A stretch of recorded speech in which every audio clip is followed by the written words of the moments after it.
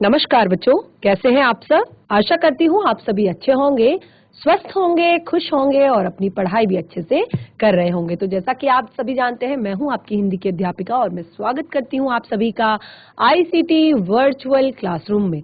और आज हम यहाँ पर एकत्रित हुए हैं पढ़ने के लिए क्लास 10th की हिंदी।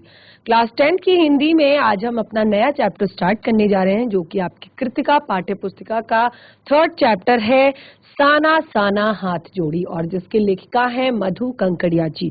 और इस पाठ में मधु कंकड़िया जी ने अपनी यात्रा वृतांत, अपना एक यात्रा वृतांत के रूप में इस पाठ को लिखा है कि वो सिक्किम की यात्रा जब करती हैं तो किस तरह का एक उनको उनकी यात्रा के दौरान किस तरह का अनुभव उनको रहा है, किस तरह का वातावरण वहाँ का है, किस तरह की चीजें उन्होंने वहाँ पर अनुभव की, देखी। और जैसे कि इस पाठ का नाम है साना साना हाथ जोड़ी, तो ये एक प्रार्थना है जो सिक्किम में भगवान को की जाती है, भगवान के लिए की जाती है। तो इस पाठ में उन्होंने अपने अनुभवों को किस किस तरह से व्यक्त किया है, क्या क्या चीजें उन्होंने अपने इस यात्रा वृतांत में लिखी हैं, वो हम इस पाठ में पढ़ेंगे। पाठ बहुत ही ज्यादा महत्वपूर्ण है, इंटरेस्टिंग है। देखिए, यात्रा वृतांत जब आप पढ़ते हैं तो यात्रा वृतांत क्या होता है कि ये लेखकों के अनुभव होते हैं जो उन्होंने किसी यात्रा के दौरान अनुभव की गई चीजें होती हैं, वो अपने यात्रा वृतांत में लिखते हैं। तो इससे क्या होता है कि अगर आपको किसी जगह के बारे में नहीं पता है, किसी जगह के बारे में अगर आप जानने को उत्सुक हैं, तो बहुत सारी जो जिज्ञासाएं होती हैं आपकी, वो पूर्ण हो जाती हैं उस क्षेत्र के प्रति, उस जगह के प्रति, और आपको बहुत सारा नया ज्ञान भी इस तरह के चैप्टर्स से प्राप्त होता है। तो क्योंकि पाठ अगर आपकी पाठ्य पुस्तिका में लिखा गया है तो बहुत ही ज्यादा महत्वपूर्ण ये पाठ होगा, इसलिए आपको यहाँ पर बताया गया है। तो हम शुरू करेंगे अपने चैप्टर को, चलेंगे स्मार्ट बोर्ड की तरफ। सभी बच्चे ध्यानपूर्वक सुनने का और समझने का प्रयास करेंगे। तो जैसे कि मैंने आपको बताया, ये हमारा जो चैप्टर है ये मधु कांकरिया जी द्वारा लिखा गया है। और जो मधु कांकरिया जी हैं वो इस पाठ की लेखिका है। वो सिक्किम की राजधानी जो है गैंगटोक, वहां पर वो घूमने गई हुई हैं, वहां पर वो घूमने गई हैं। और रात को जब वो ढलान पर जाती हैं तो सितारों की जगमगाती झालर उन्हें बहुत ज्यादा सम्मोहित करती हैं। और उसी दिन वो एक नेपाली युवती से प्रार्थना सीखती है कि जो मेरा सारा जीवन है वो लोगों की अच्छाइयों को समर्पित हो, यानी कि लोगों को अच्छाइयों को समर्पित हो मेरा जो सारा जीवन है। तो इस तरह से वो अपनी यात्रा का वृतांत आपको बता रही हैं, अपनी यात्रा के बारे में यहाँ पर बता रही हैं कि किस तरह की उनकी यात्रा रही है। बहुत ही ज्यादा इंटरेस्टिंग चैप्टर है। अगर आप ध्यान पूर्वक समझेंगे तो आप स्वयं भी लेखिका के साथ सिक्किम गैंगटोक की यात्रा कर पाएंगे, अगर आप ध्यान पूर्वक पढ़ेंगे तो। अब क्या कहती है लेखिका, पढ़ते हैं। मैंने हैरान होकर देखा, आसमान जैसे उल्टा पड़ा है।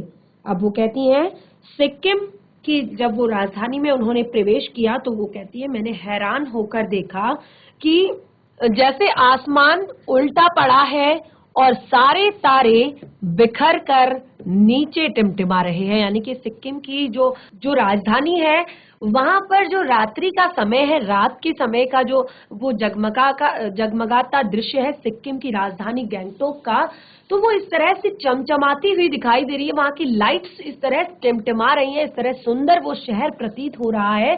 तो लेखिका कहती है कि जब मैंने वहां देखा तो मैं आश्चर्य मुझे बहुत ज्यादा हो गया कि मुझे लगा कि आसमान उल्टा हो गया है, क्योंकि ऐसा अक्सर जो नजारा होता है वो ऊपर की तरफ आसमान का होता है रात्रि के समय, लेकिन आज बिल्कुल मुझे ऐसा लगा जैसे आसमान उल्टा रहा हो और ढलान लेती तराई पर सितारों के गुच्छे रोशनियों की एक झालर सी बना रहे थे।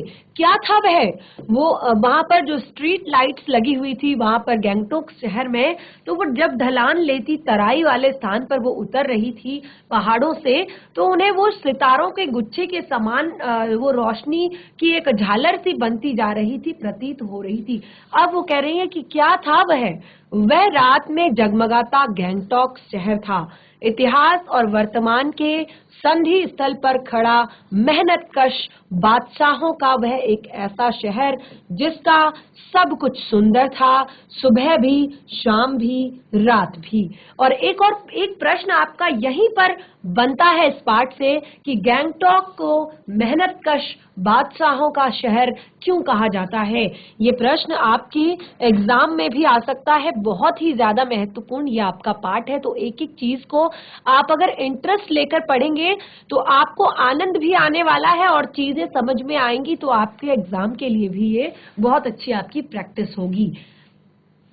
और वह रहस्यमयी सितारों भरी रात मुझ में सम्मोहन जगा रही थी। लेखिका कहती है कि वो रहस्य से सितारों भरी जो रात थी वो मुझ में एक सम्मोहन जगा रही थी, और इस कदर उन जादू भरे क्षणों में मेरा सब कुछ स्थगित था, यानी कि सब कुछ रुका हुआ था, मेरा सब कुछ सब चीजें जो उस रात की जो सुंदरता थी, उस रात के जादू में वो रात मेरे अंदर एक सम्मोहन, एक अट्रैक्शन जगा रही थी, और मेरा सब कुछ जो है स्थगित हो चुका था, यानी कि मेरा मन वहीं पर अटक गया था, मेरा मन वहीं पर रुक गया था, और सब कुछ मेरे लिए अर्थहीन हो गया था। यानी कि मुझे नहीं पता था कि मेरे आसपास क्या चीजें हैं, क्या हो रहा है, क्योंकि मेरा मन जो है वो वहां पर अटक गया था। मेरी चेतना, मेरे आसपास का सब कुछ, मेरे भीतर बाहर का सिर्फ शून्य था, और थी अंतर्दीयता, और मैं डूबी रोशनी की अंतर्दीयता में डूबी रोशनी की वह जादुई झालर। और अगर मुझे कुछ दिखाई दे रहा था तो वो सुंदर प्यारा गैंगटॉक शहर जो सितारों की तरह उस सितारों के गुच्छे की रोशनी की तरह जो झालर बनी हुई थी, उसके जादू में मेरा मन खोया हुआ था। धीरे धीरे एक उजास उस शून्य से फूटने लगा। वो कहती हैं धीरे धीरे एक उजास जो है वो मेरे शून्य से फूटने लगा, यानी कि अभी तक मैं एक शून्य में आ चुकी थी, क्योंकि इंसान का मन, अगर मैं अभी यहाँ पर हूँ तो मेरा मन अभी अंतरिक्ष में घूम रहा है, सितारों में घूम रहा है, सूरज को देख रहा है, चांद को देख रहा है, तो चीजें मेरे दिमाग में आ रही हैं और मैं आपको बता रही हूँ। लेकिन कई बार क्या होता है कि जब बहुत कम ऐसा होता है कि हमारा मन किसी चीज पर अटक जाता है, यानी कि कोई चीज हमें इतना ज्यादा सम्मोहित करती है, इतना ज्यादा अट्रैक्ट करती है कि एक क्षण के लिए हम उसके आकर्षण में डूब जाते हैं, उसकी खूबसूरती में, उसकी सुंदरता में डूब जाते हैं, और वही क्षण होता है कि हमारा मन जो है स्थिर होता है उस चीज पर, हमारा मन जो है रुक जाता है, और शायद हम शून्य हो जाते हैं। अगर हम किसी चीज को एकटक देख रहे हैं, बिल्कुल ध्यान पूर्वक देख रहे हैं, मन लगाकर देख रहे हैं,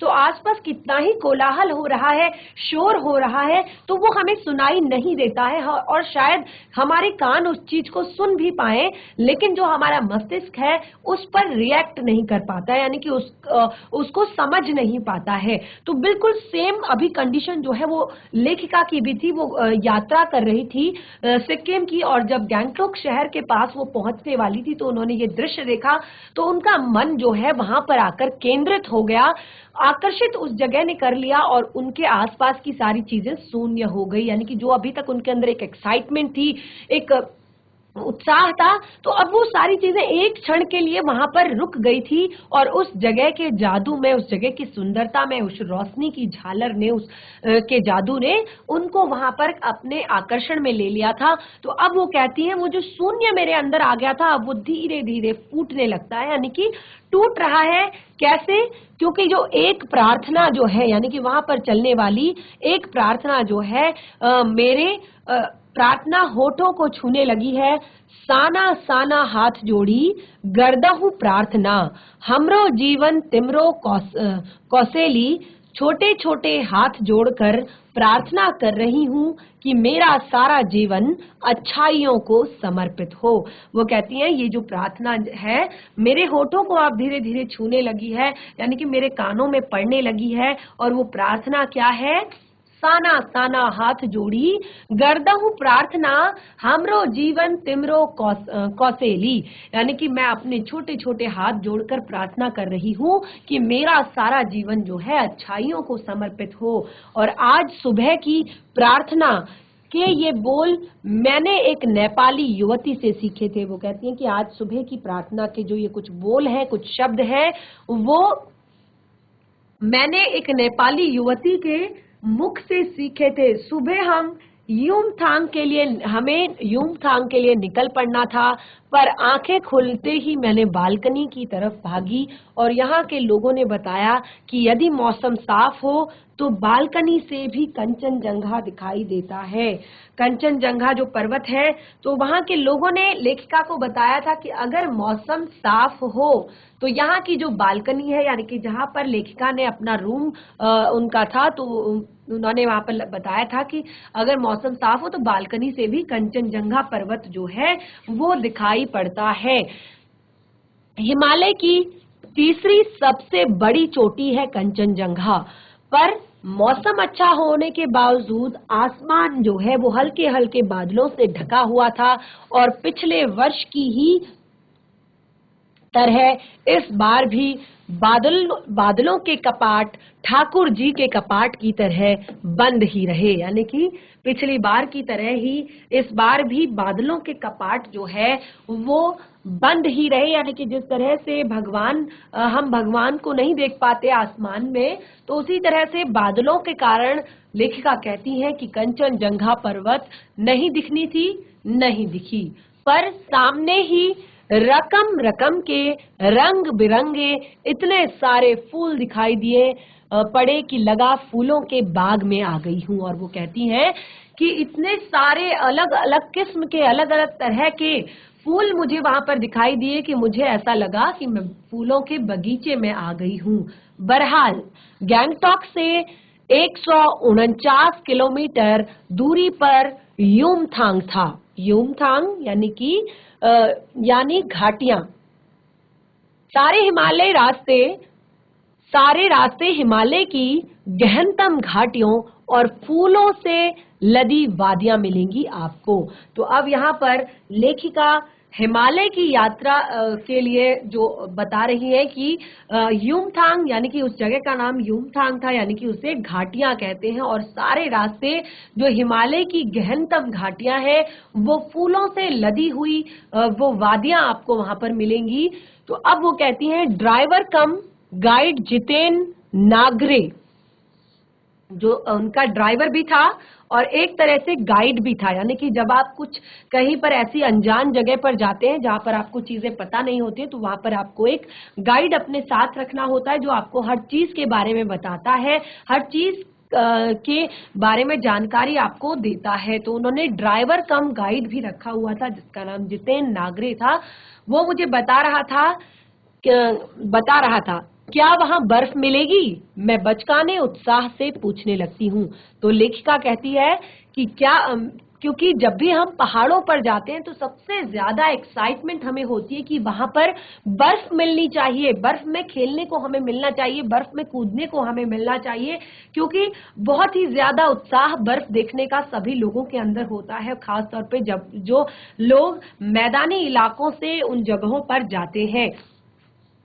तो उन्होंने एक बचकाने उत्साह से, क्योंकि जिस तरह से बच्चे पूछते हैं बिल्कुल उसी उत्साह से अपने ड्राइवर कम गाइड से पूछा कि क्या वहां बर्फ मिलेगी। तो चलिए जगह जगह दर्राएं, पाइन और धूपी के खूबसूरत नुकीले पेड़ों का जायजा लेते हुए हम पहाड़ी रास्तों पर आगे बढ़ने लगे।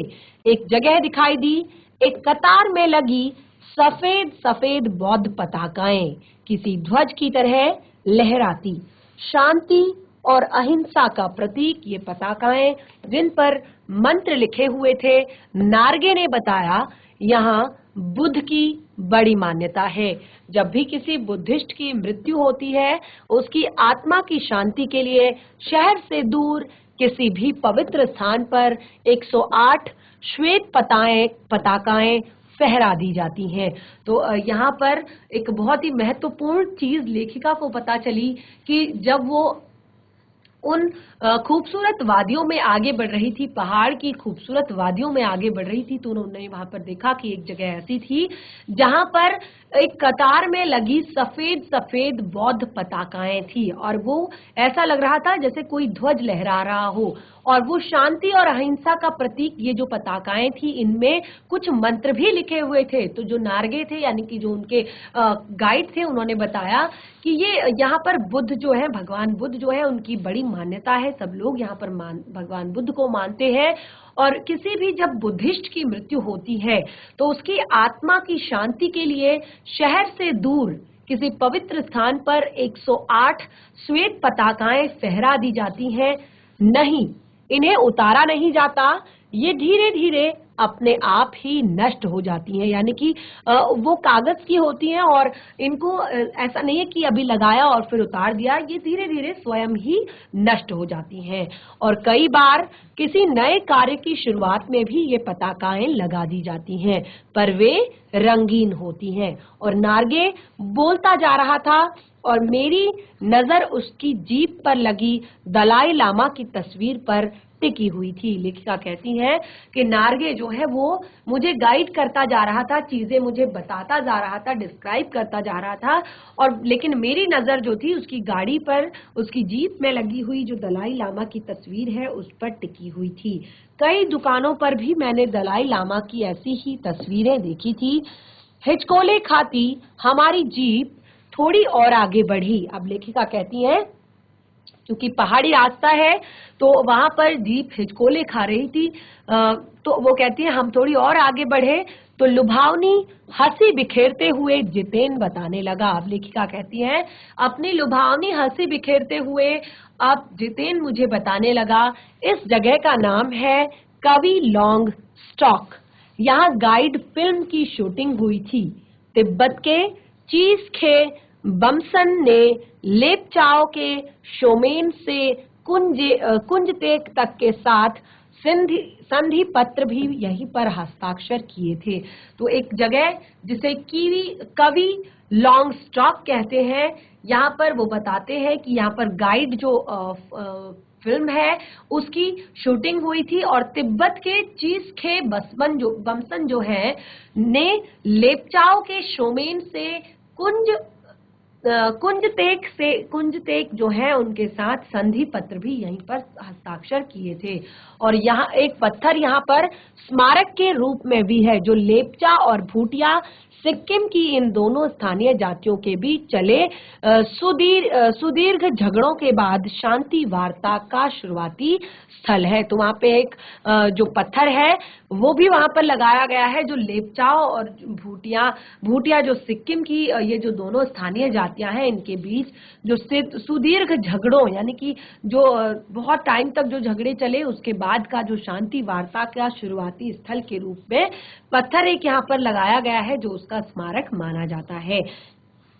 अब उन्हीं रास्तों पर मैंने देखा एक कुटिया के भीतर घूमता चक्र, यह क्या है? तो उन्होंने नार्गे से फिर पूछा कि ये क्या है? उन्होंने कहा मैडम ये धर्म चक्र है, प्रेयर व्हील, इसको घुमाने से सारे पाप धुल जाते हैं। क्या?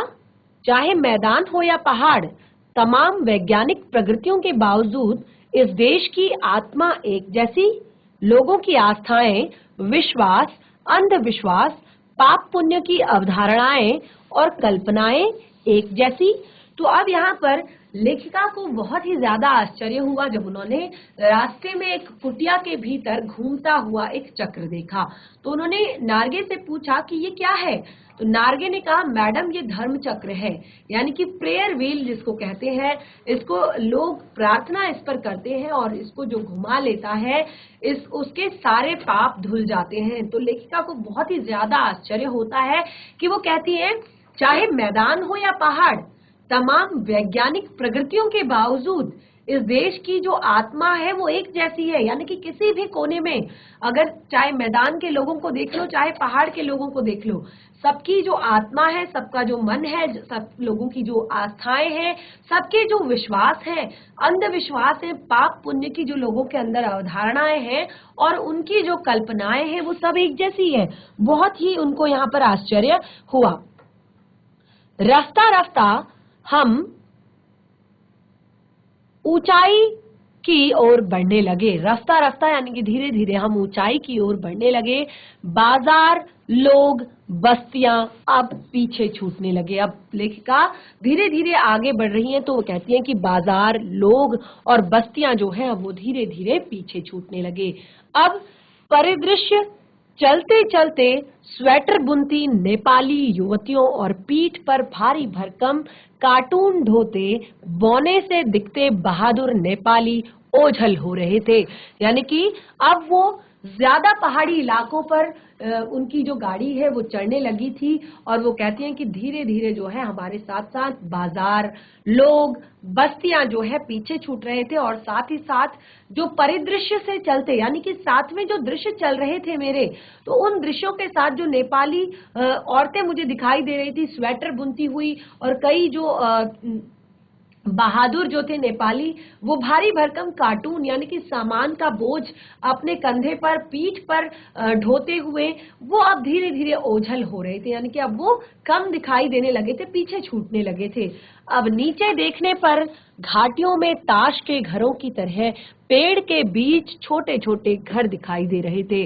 वो कहते हैं कि अब जो मुझे घाटियों में अगर मैं नीचे की तरफ देखूं, तो जिस तरह ताश के घर बने होते हैं, तो पेड़ों के बीच अब वो छोटे छोटे घर मुझे इस प्रकार दिखाई दे रहे थे।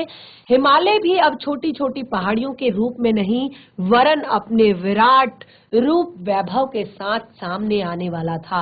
यानी कि अभी तक जो क्योंकि वो हिमालय की तरफ आगे बढ़ रहे थे, तो लेखिका कहती हैं कि अब तक जो हिमालय मुझे छोटे छोटे रूप में दिखाई दे रहा था, छोटी छोटी पहाड़ियों के रूप में जो दिखाई दे रहा था, वो धीरे धीरे मेरे सामने विराट रूप और वैभव के साथ सामने आने लगा था। यानी कि जैसे जैसे वो पहाड़ जो है उनके और करीब आ रहे थे, हिमालय जो है उनके और करीब आ रहा था, और बस्तियां, लोग उनसे पीछे छूट रहे थे। न जाने कितने दशकों यात्रियों और तीर्थाटनियों ने काम्य हिमालय तीर्थाटनियों का काम्य हिमालय, पल पल परिवर्तित हिमालय। तो वह हिमालय के लिए कहती है कि ऐसा हिमालय जो न जाने कितने दशकों से यात्रियों और जो तीर्थाटनी जो लोग होते हैं, तीर्थ यात्रा करने वाले जो लोग होते हैं, का काम्य हिमालय जो है उनके मन को भाने वाला जो हिमालय है, अब वो पल पल परिवर्तित हो रहा था। यानी कि धीरे धीरे अपने रूप, अपने आकार में परिवर्तन ला रहा था। यानी कि वो आगे बढ़ रहे थे तो उसका आकार भी बढ़ रहा था, और देखते देखते रास्ते जो है वो वीरान होते चले गए। लोग जो है पीछे छूटते गए और संकरे और जलेबी की तरह घुमावदार होने लगे थे। हिमालय बड़ा होते होते विशालकाय होने लगा था। यानी कि उनकी जीप जो है अब एक रफ्तार उनकी जीप ने पकड़ ली थी, क्योंकि जो मैदानी इलाका था, लगभग जो घाटी थी वो समाप्त ही हो रही थी और पहाड़ी क्षेत्र जो है प्रारंभ हो गया था। अब घटाएं गहराती गहराती पाताल नापने लगी थी। यानी कि जो बादल थे वो ऐसा प्रतीत हो रहा था जैसे बिल्कुल जमीन पर आ गए हों। वादियां चौड़ी होने लगी थी, जो पहाड़ों की वादियां थी वो चौड़ी होने लगी थी, और बीच बीच में करिश्मे की तरह रंग बिरंगे फूल शिद्दत से मुस्कुराने लगे उनके भीमकाय पर्वतों के बीच, और घाटियों के ऊपर बने संकरे कच्चे पक्के रास्तों से गुजरते यूं लग रहा था जैसे हम किसी सघन हरियाली वाली गुफा के बीच हिचकोले खाते निकल रहे हैं। तो इस तरह की खूबसूरत जो यात्रा थी वो चल रही थी लेखिका की। तो लेखिका जैसे यहाँ पर कहती हैं, जैसे मैंने आपको यहाँ पर बताया कि उनकी जो यात्रा थी वो बहुत ही ज्यादा अच्छे एक मुकाम पर थी, एक पड़ाव पर थी, और यहाँ से देखिए कितना प्यारा सुंदर ये हिमालय का दृश्य आपके सामने लाया गया है, आपके सामने दिखाया गया है। तो बहुत ही सुंदर दृश्य लेखिका ने यहाँ पर अपनी पाठ्य पुस्तिका में दिया है। इस बिखरी असीम सुंदरता का मन पर यह प्रभाव पड़ा कि सभी सैलानी झूम झूम कर गाने लगे। तो लेखिका कहती है कि इस बिखरी हुई असीम सुंदरता का हमारे मन पर इस तरह का प्रभाव पड़ा कि जो सभी सैलानी थे, जो यानी कि यात्री, जो सैलानी उनके साथ आए हुए थे, उनका मन जो है गाने लगा सुहाना सफर और ये मौसम हंसी। क्योंकि कई बार क्या होता है, जब हम बहुत ज्यादा खुश होते हैं, बहुत ज्यादा प्रसन्न होते हैं और अक्सर उस चीज को पा लेते हैं जिसकी हमारे अंदर बहुत ज्यादा इच्छा होती है, तो हमारा मन बहुत ही ज्यादा प्रफुल्लित हो जाता है, बहुत ही ज्यादा प्रसन्न हो जाता है और अपने आप ही हमारे मन से, हमारे मुख से जो है हंसी, मुस्कान और इस तरह गीतों के स्वर जो है वो फूट पड़ते हैं। तो लेखिका तो हिमालय की यात्रा पर है और इतने सुहाने सफर में उनको इतने हसीन मौसम में ये गीत तो याद आना लाजमी है, यानी कि ये गीत तो याद आएगा ही। पर लेखिका कहती है मैं मौन थी, यानी कि बाकी जो उनके सहयोगी थे, उनके साथ सैलानी जो थे, वो इस तरह की गा रहे थे, लेकिन वो कहती हैं मैं मौन थी, जैसे किसी ऋषि की तरह शांत। मैं चाहती थी कि इस सारे दृश्य को, अपने परिदृश्य को अपने भीतर भर लूं। देखिए, वो खुश थी, बहुत ज्यादा खुश थी, अंदर से बहुत ज्यादा उत्साहित थी, बहुत ही ज्यादा एक्साइटमेंट उनके अंदर था, लेकिन फिर भी वो शांत थी, फिर भी वो चुप थी, क्योंकि वो अपनी आंखों से वो एक भी क्षण के लिए इस परिदृश्य को छोड़ना नहीं चाहती थी। वो चाहती थी कि मुझसे जितना हो सके मैं इस परिदृश्य को अपने अंदर समेट लूं, अपने अनुभव के अंदर इसको ले लूं, अपने अनुभवों में इन सारी चीजों को ले लूं। मेरे भीतर कुछ बूंद बूंद पिघलने लगा। जीवन जीप की खिड़की से मुंडकी निकाल कर मैं कभी आसमान को छूते पर्वत शिखर को देखती, तो कभी ऊपर से दूध की धार की तरह झरझर गिरते जल प्रपातों को। यानी कि वो कहती है कि अब मेरे भीतर से कुछ बूंद बूंद पिघलने लगा, यानी कि जो मेरी आत्मा है वो इसके इतने सुंदर वातावरण को देखकर मानो पिघल रही हो, मानो मेरी आत्मा झरझर बह रही हो, मेरी आत्मा बहुत ही ज्यादा प्रेम से, उत्सुकता से ओत-प्रोत हो गई हो। तो वो कहती हैं कभी कभी मैं जीप की खिड़की से अपना सर बाहर निकाल लेती और निकाल कर कभी कभी मैं आसमान को छूते पर्वतों के शिखरों को देखती, यानी कि उन चोटियों को देखती, तो कभी ऊपर से दूध की धार की तरह गिरते इन झरझर जल प्रपातों को। जल प्रपात यानी कि पहाड़ों पर आपने देखा होगा, अक्सर आपको हर जगह झरने दिखाई देंगे, क्योंकि पहाड़ों में जो नदियां होती हैं वो ऊपर से नीचे की तरफ जब गिरती हैं तो वो एक झरने की तरह प्रतीत होती हैं। तो वो कहती है कि कभी नीचे जो चिकने चिकने गुलाबी पत्थरों के बीच इठला इठला कर बहती चांद की तरह कोंध मारती बनी ठनी तिस्ता नदी को। और वो कहती है सिलीगुड़ी से ही हमारे साथ थी यह तिस्ता नदी, पर जब यहाँ उसका सौंदर्य पराकाष्ठ पर था, वो कहती हैं इस जगह पर उसका जो सौंदर्य था, उस नदी की जो खूबसूरती थी वो अपनी पराकाष्ठा पर थी, यानी कि अपनी चरम पर थी। उसका जो सौंदर्य था, इतनी खूबसूरत नदी मैंने पहले कभी नहीं देखी। मैं रोमांचित थी, पुलकित थी और चिड़ियों के पंख की तरह हल्की थी, यानी कि मन जो है बहुत ही ज्यादा आनंदित था, बहुत ही ज्यादा उत्साहित था। मन कर रहा था कि मैं बाहर निकलूं और इस सारे नजारे को अपने अंदर समेट लूं, इस सारी चीजों को अपने अंदर स्थान दे दूं। अब यहाँ पर लेखिका कहती हैं मेरे नगपति, मेरे विशाल, मेरे हिमालय को सलाम, मैंने हिमालय को सलामी देनी चाहिए कि तभी जीप एक जगह रुकी। वो कहती हैं कि मेरे नगपति, मेरे विशाल, मैंने हिमालय को सलामी देनी चाहिए, प्रणाम करना चाहा, सलाम करना चाहा, तो तभी जीप एक जगह रुकी। खूब ऊंचाई से पूरे वेग के साथ विशाल शिखरों से भी शिखर गिरता फेन, उगलता झरना। और वहां पर जीप रुकी और उन्होंने देखा खूब ऊंचाई से पूरे वेग के साथ ऊपरी शिखरों से भी ऊपर से गिरता फेन, उगलता झरना, यानी कि इतना तेज कि वो बहुत ज्यादा ऊंचाई से गिर रहा था और उस ऊंचाई से गिरते हुए झरने का जो झाग था वो बहुत ही ज्यादा गहरा था, बहुत ही ज्यादा फैला हुआ था चारों तरफ। और उसका नाम बताती हैं कि उसका नाम था सेवन सिस्टर्स वाटरफॉल, और उस वाटरफॉल का नाम था सेवन सिस्टर्स वाटरफॉल। फ्लैश चमकने लगे, वो कहती हैं फ्लैश चमकने लगे थे, यानी कि पिक्चरें खींचने लगी थी। सभी लोग जो अपने कैमरे साथ में लेकर गए थे सेवन सिस्टर्स वाटरफॉल पर, वो अपनी फोटो खिंचवाने लगे थे। सारे फ्लैश जो है वो चमकने लगे थे, सारे कैमरे एक्टिव हो गए थे और सभी लोग अपनी पिक्चर्स लेने लगे थे। सभी सैलानी इन खूबसूरत लम्हों की रंगत को अपने कैमरे में कैद करने में मशगूल थे। वो कहती हैं कि जितने भी सैलानी थे वो सारी इस रंगत को, जो ये चीजें उनके आसपास है, इन जो खूबसूरत जो लम्हे वो जी रहे हैं, उसको वो अपने कैमरे में कैद करना चाहते थे और वो उसी काम में मशगूल थे, उसी काम में लगे हुए थे।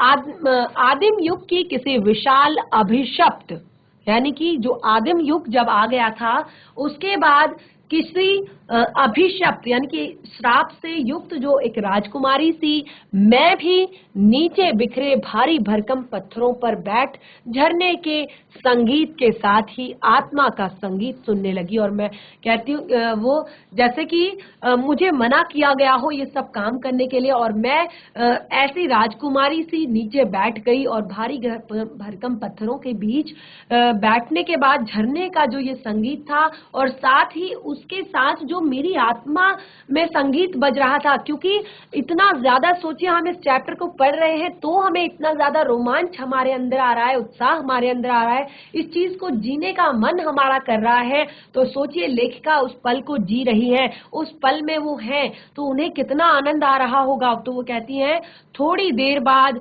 बहती जलधारा में मैंने पांव डुबोया तो मैं भीतर तक भीग गई, यानी कि जो मेरा मन है वो एकदम से निर्मल हो गया, एकदम से ठंडा हो गया, मन काव्यमय हो उठा, सत्य और सौंदर्य को छूने लगा। तो वो कहती हैं जब मैंने हल्के से उस जलधारा में पांव डाला तो मेरा मन अंदर तक भीग गया, अंदर तक मुझे आनंद की प्राप्ति हुई, सुख की प्राप्ति हुई और मेरा मन जो है काव्यमय हो गया। मन करा कि कुछ गाऊं, कुछ लिखूं, कुछ कविता करूं और कुछ जो सत्य का सौंदर्य है, यानी कि प्रकृति, ये है प्रकृति का असल सत्य, तो वो सत्य का जो सौंदर्य था वो मेरे मन को छूने लगा।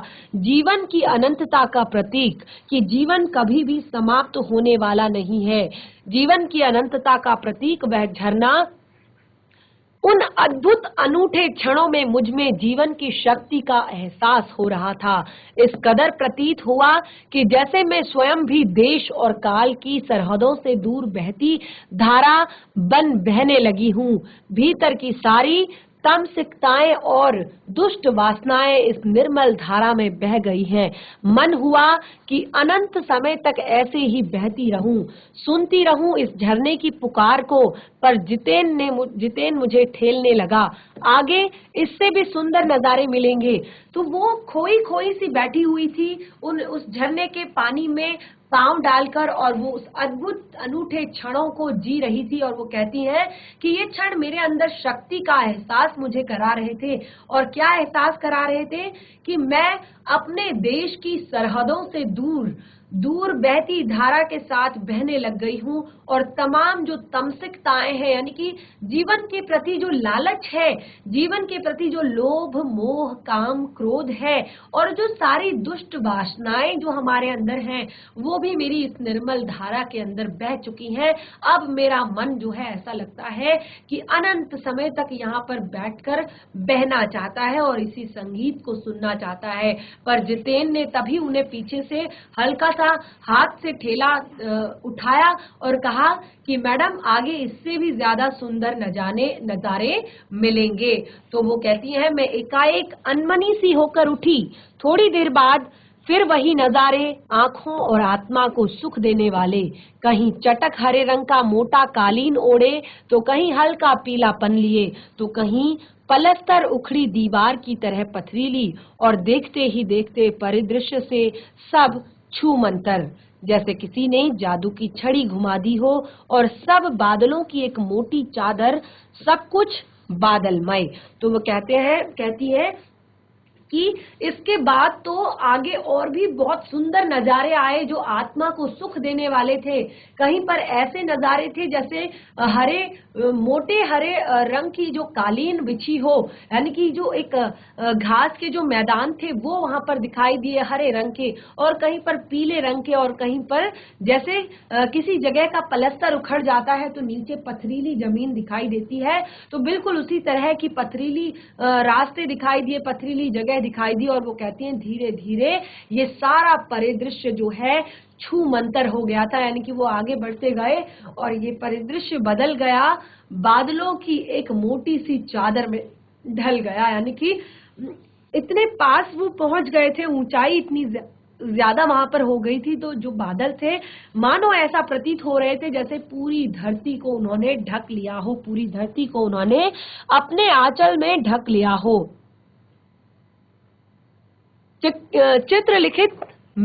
चित्रलिखित सी मैं माया और छाया के इस अनूठे खेल को भर भर आंखें देखती जा रही थी। वो कहती है चित्रलिखित सी, जैसे चित्र में लिखा गया हो, जैसे चित्र में कुछ लिखा गया हो, उस तरह माया और छाया के इस अनूठे खेल को आंखों से भर भर कर देख रही थी। प्रकृति जैसे मुझे सयानी बनाने के लिए जीवन के रहस्यों का उद्घाटन करने पर तुली हो, और ऐसा प्रतीत हो रहा था कि जैसे प्रकृति आज ही मुझे सब कुछ सिखा देना चाहती है, आज ही मुझे सारे जीवन के अनुभव दे देना चाहती है, आज ही मुझे बड़ा बना देना चाहती है, यानी कि मुझे प्रकृति जो है आज ही मुझे सयानी बनाने के लिए जीवन के रहस्यों का उद्घाटन कर रही है कि तुम सारी चीजें जान लो कि जीवन में ये चीजें भी है, ये सारी चीजों का अनुभव कर लो।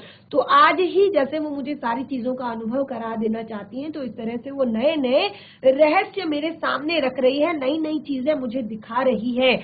धीरे धीरे धुंध की चादर थोड़ी सी छटी, अब वहां पहाड़ नहीं, दो विपरीत दिशाओं से आते छाया पहाड़ थे, और थोड़ी देर बाद वे छाया पहाड़ अपने श्रेष्ठतम रूप में मेरे सामने थे। वो कहती हैं कि धीरे धीरे धुंध जो है वो छटी, और अब वहां पर कोई भी पहाड़ नहीं थे, ऐसा लग रहा था कि दो विपरीत दिशाओं से आते छाया पहाड़ थे। ऐसा प्रतीत हो रहा था कि इस तरफ अगर पहाड़ है तो उसकी तरफ उसकी छाया है, और अगर इस तरफ पहाड़ है तो इस तरफ उसकी छाया है। और वो थोड़ी देर बाद वो चीज जो छाया पहाड़ थे, अब वो अपने श्रेष्ठतम रूप में, अपने असली रूप में मेरे सामने थे। और जीप थोड़ी देर के लिए रुकवा दी गई थी वहां पे, क्योंकि और भी सैलानी उस जीप में थे। तो मैंने गर्दन घुमाई, सब ओर जैसे जन्नत बिखरी पड़ी थी, जैसे ऐसा लगता है मानो स्वर्ग में हम आ गए हों, चारों ओर जन्नत हो हमारे। नजरों के छोर तक खूबसूरती ही खूबसूरती, अपने को निरंतर देने की अनुभूति कराते पर्वत, अपने को निरंतर दे देने की अनुभूति कराते पर्वत, झरने, फूलों, घाटियों और वादियों के दुर्लभ नजारे। वहीं कहीं लिखा था थिंक ग्रीन। और वो कहती हैं कि ये सारी चीजें बहुत ही ज्यादा सुंदर, बहुत ही ज्यादा खूबसूरत थी, और ऐसा प्रतीत हो रहा था मानो हम जन्नत की सैर कर रहे हो, स्वर्ग की सैर कर रहे हो। चारों तरफ पर्वत थे, झरने थे, फूलों की घाटियां थी, वादियां थी सुंदर सुंदर, और बहुत सारे दुर्लभ नजारे थे। और उन्हीं के बीच में एक जगह लिखा हुआ था थिंक ग्रीन, यानी कि आप हरा भरा सोचो। हरा भरा यानी कि बहुत अच्छा सोचो। आश्चर्य, पल भर में ब्रह्मांड में कितना कुछ घटित हो रहा था। सतत प्रवाहमान झरने, नीचे वेग से बहती तिस्ता नदी, सामने उठती धुंध, ऊपर मंडराते आवारा बादल, मंदिम मंदिम हवा में हिलोरे लेते प्रियुता और रूडोड्रेडो के फूल, अब अपनी अपनी लय, तान और प्रवाह में बहते हुए चैरीवेती, और समय के इसी सतत प्रवाह में तिनके से बहता हमारा वजूद। तो बहुत ही प्यारा ये दृश्य था, बहुत ही सुंदर ये दृश्य था, जो लेखिका के मन को बहुत ही ज्यादा प्रभावित कर रहा था, उनके मन को बहुत ही ज्यादा खूबसूरती के साथ यहाँ पर उनके मन को बहुत ही ज्यादा शांति प्रदान कर रहा था। तो बच्चों, आपने देखा किस तरह से मधु कांकड़िया जी ने अपना जो ये यात्रा वृतांत यहाँ पर लिखा है, बहुत ही ज्यादा आनंददायक है, बहुत ही ज्यादा इंटरेस्टिंग है। और सबसे बड़ी बात कि आप इस चैप्टर को अगर ध्यान पूर्वक पढ़ेंगे, अगर आप इस पाठ को ध्यान पूर्वक समझेंगे, तो आपको प्रकृति से एक अलग ही मोह, एक अलग ही लगाव आपको प्रकृति से हो जाएगा और आपको भी ऐसा मन करेगा कि आप भी जरूर एक बार इस तरह के यात्रा पर विचार करें। तो चैप्टर को कंटिन्यू करेंगे हम अपने नेक्स्ट सेशन में। आज का सेशन हमारा यहीं पे समाप्त होता है। तब तक के लिए धन्यवाद। आपका दिन शुभ हो।